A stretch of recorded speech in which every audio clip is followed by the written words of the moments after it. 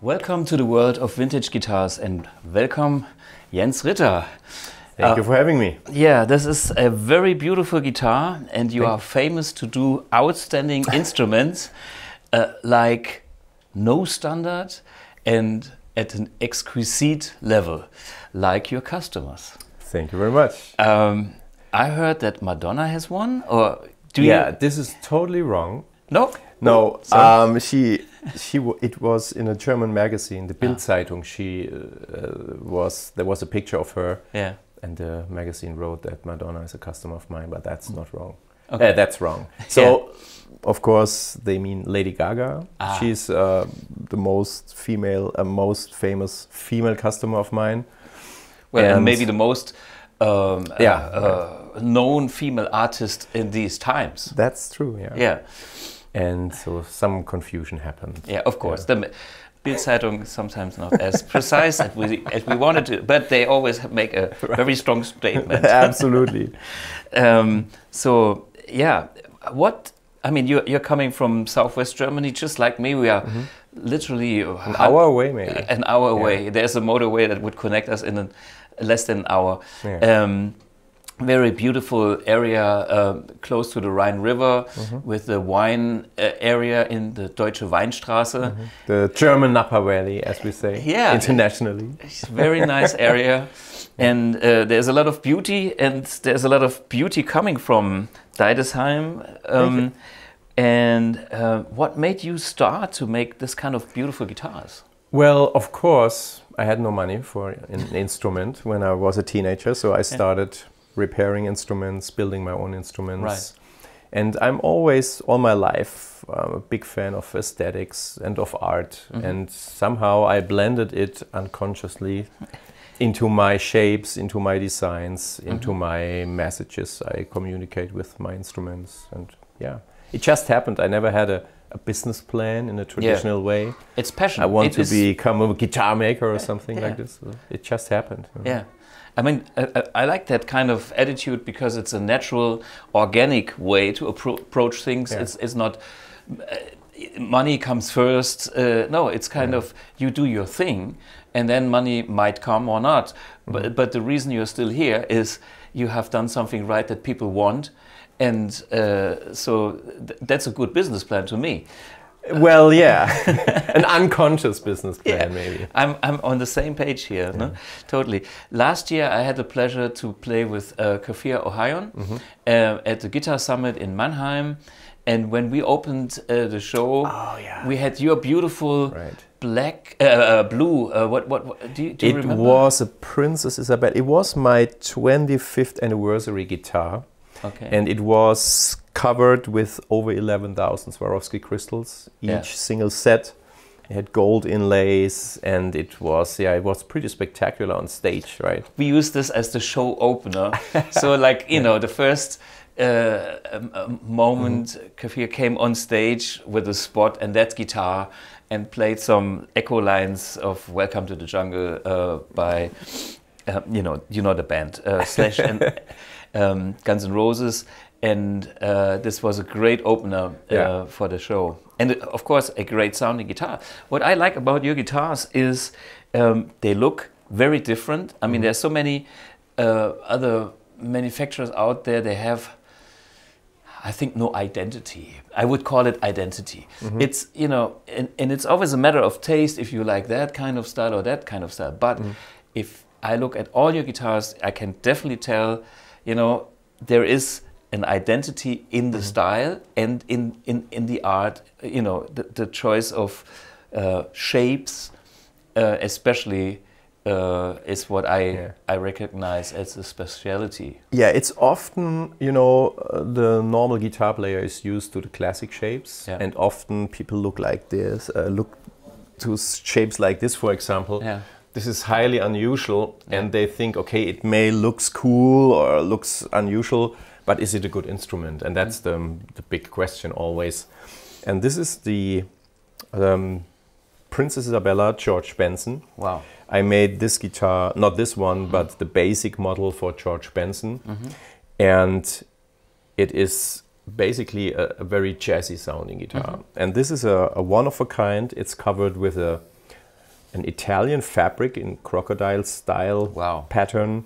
We have a solid 18 karat gold inlay in the fingerboard, little sapphires, two big sapphires in the pots.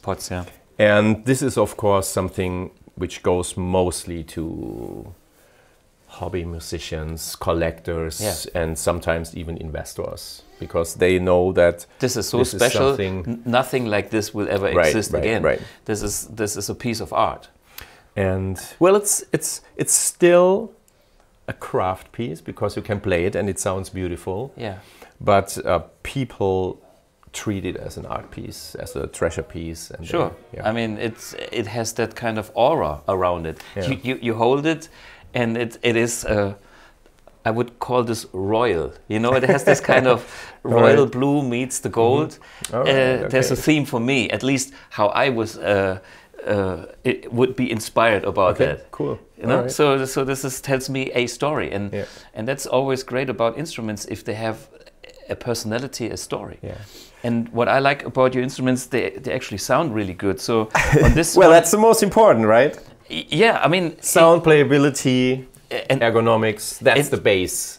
And then you can go to design and look and funk. And I kind of like that you respect, or you have this as one of your priorities here, because instruments should be played, and what I can tell is they play easily. You know, it's like it's really fun to play those instruments because they sound right, they sound open.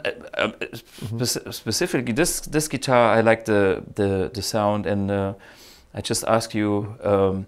These pickups are special? Yeah, these are custom made by Harry Häusl for us. Yeah. It's called the Ritter HBF pickup. A little bit hot.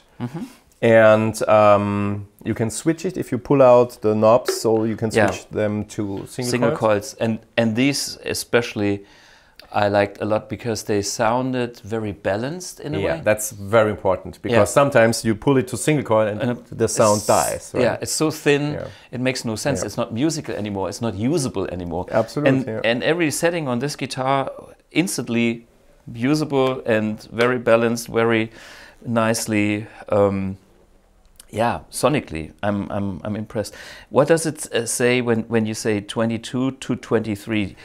How much time you spend? Oh, this is the production years. Okay. Mostly, it takes over 1 year to create a guitar. Wow! So I always have the creation years laser engraved in the aluminium backplate. Okay. Yeah. It's a pretty cool body, right? It's a solid one-piece flame maple body, no glue lines in there. Yeah. And a super nice flame, I would say. Pattern, flame pattern. Yeah, very, very, very tasty. Hey, do you have ever had a vintage guitar experience for yourself? I mean, it's like, you know, the channel is called The World of Vintage Guitars. What I see in these guitars, they are precious guitars right now, and they will become the vintage guitars of the future, definitely. How is your look at the past? So, you know, the vintage guitars, the big ones, like, you know them. Les Pauls. This is, for me, a very important piece of culture, of human culture. Yeah. And of course they are collector pieces because they are rare. And there are guitar makers who orient their guitar building towards the vintage. In my opinion, it's impossible to make I don't know, a 59 Les Paul copy better than a 59. Even in theory, if the technical measurement vibration thing is better, it's impossible because there's one thing people often forget. It's the soul of the guitar. Yeah.